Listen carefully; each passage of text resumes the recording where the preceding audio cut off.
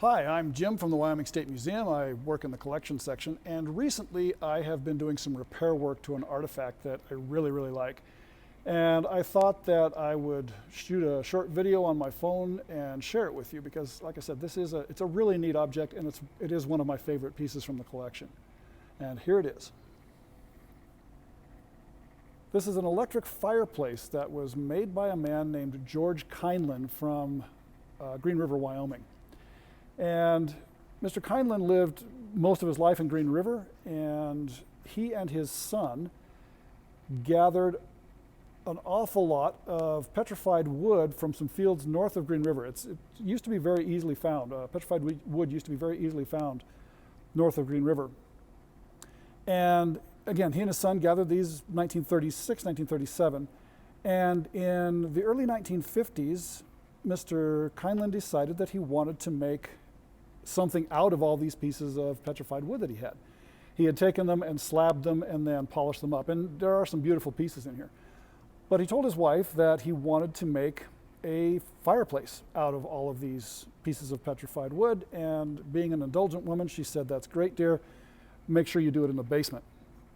So this is the object that we're looking at. But what makes this really spectacular is that it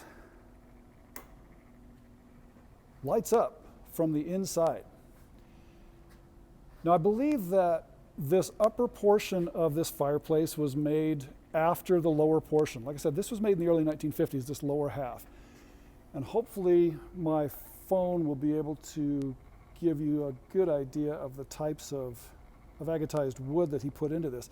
But there are just hundreds and hundreds of pieces set into this red plastic.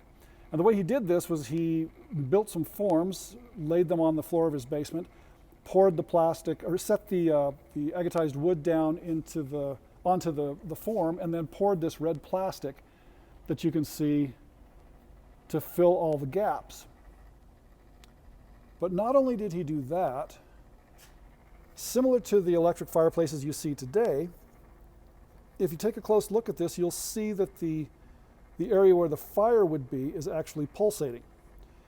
And the way he managed to get that to happen, and to me this was brilliant, the way that he managed to get that to happen was he took a rotisserie motor and he wrapped tin foil around the rotisserie and then put in some orange light bulbs. These might look white, but they're actually orange, in order to reflect a fire-like light off of the aluminum foil into the pseudo fire here on the outside to give it the look of a pulsing fire, which to me is just really cool. In addition to that, there are a couple of other things that he personalized this with. If you look here, this is a silver dollar from 1899. And over here is one from 1897. The 1897, that was the year that his wife was born. And then over here, the 1899, that was the year that he was born. In addition to that, if you go over here to the side of the piece, and you look by the light switch right here, there is a Union Pacific conductor's key, and that's because Mr. Kienlen was a Union Pacific conductor for most of his life. Anyway, a really cool piece. Neat part of the story, a neat end to the story, was that once he finished this off and his wife got to see it, she said, well, and he took her down to the basement to show it to her. She said, no, George, you really need to have this upstairs. So she must have been pleased with his work at the end. And how could she not be? This is just I would put this in my house in an instant. It's just that interesting and fun of a piece of artwork.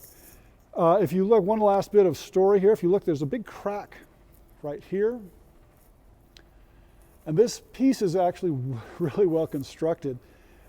After the fireplace had been moved upstairs, a water truck had rolled downhill. The brakes were misset, and it rolled downhill near the home of the Kienlens in Green River, crashed into their house, leveled the house, but the fireplace was still left standing. And the only damage to the fireplace was this crack right here.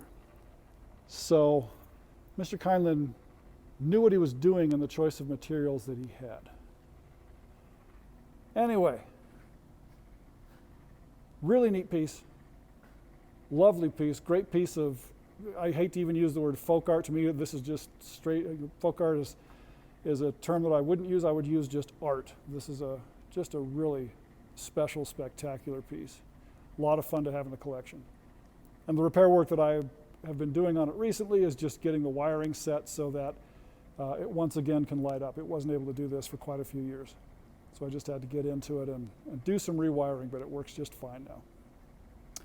So there you go. If you have any questions about Mr. Kienlen's wonderful piece of art or any other questions about Wyoming State Museum artifacts, send me an email. I'll be happy to answer your questions. That's the kind of thing that I do, and it's a part of my job I really enjoy. So get in touch with me if you have any questions, and keep an eye on our YouTube channel, and hopefully I'll be doing some more videos on interesting artifacts like this that we maintain in the collection. Thanks for watching. Have a good afternoon.